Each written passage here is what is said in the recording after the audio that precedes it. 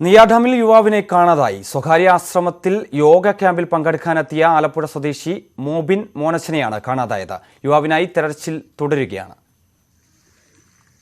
വിവരങ്ങളുമായി അരുൺ മോഹനുണ്ട്. അരുൺ, തെരച്ചിൽ എങ്ങനെ പുരോഗമിക്കുന്നു?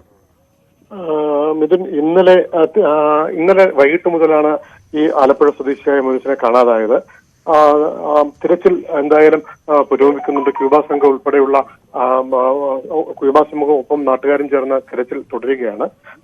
ഇന്നലെ ഒരു സ്വകാര്യ ആശ്രമത്തിന് യോഗാ പരിശീലനത്തിനെത്തിയായിരുന്നു ഈ യുവാവ്.